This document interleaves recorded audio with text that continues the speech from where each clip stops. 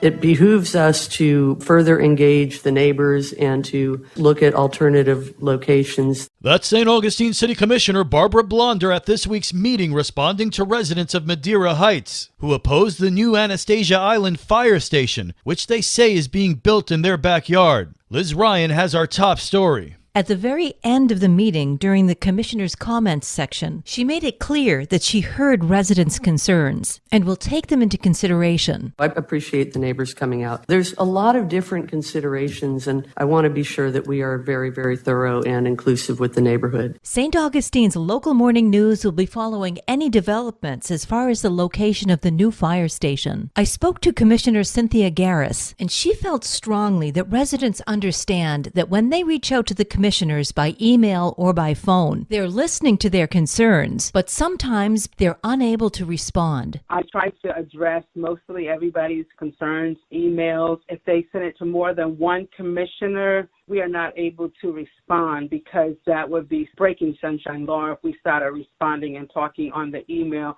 when something's coming before the commission. The commissioner recommends that if you'd like a response, you send an email to her individually as opposed to a group email. Commissioners must comply with Florida's Sunshine Law, which requires all meetings of boards and commissions to be open to the public. If it's individual, then it's just being sent to me. You can just say you're looking into it or you'll look into it. For example, somebody sent an email to me, myself, and Jim Springfield, and neither one of us replied to it because we would have been violating sunshine law. She added that it's helpful to watch commission meetings all the way through, or you could be missing something. When people come before us to speak for their 3 minutes, we can't respond, but at the end of the meeting, we recognize what their concerns were. For St. Augustine's local morning news, I'm Liz Ryan.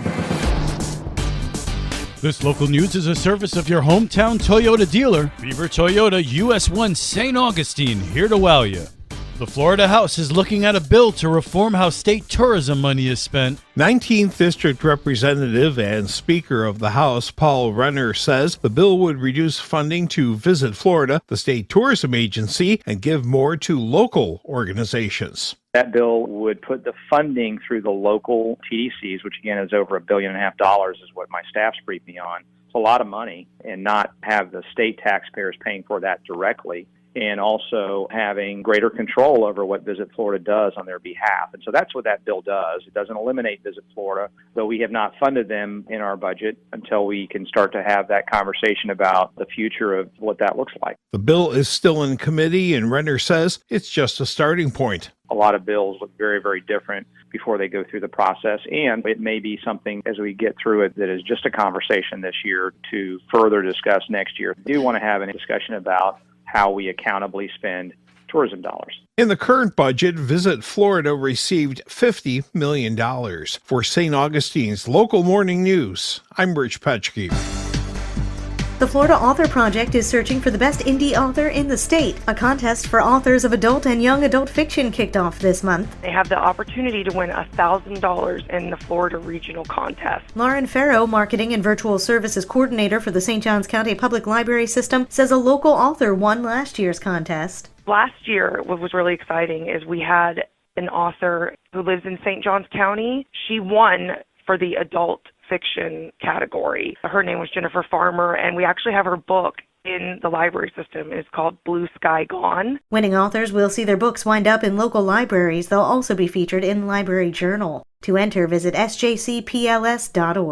With St. Augustine's local morning news, I'm Amy Sherry.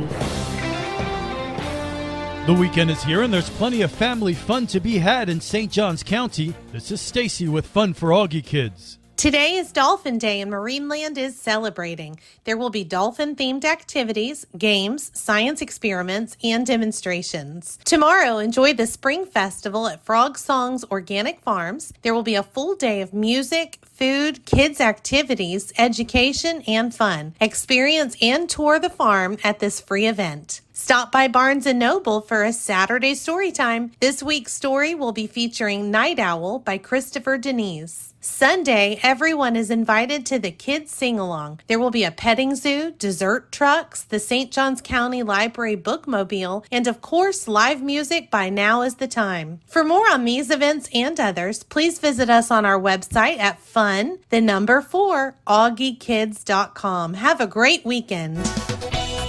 And now you're up to date with St. Augustine's local morning news. I'm Rich Carroll.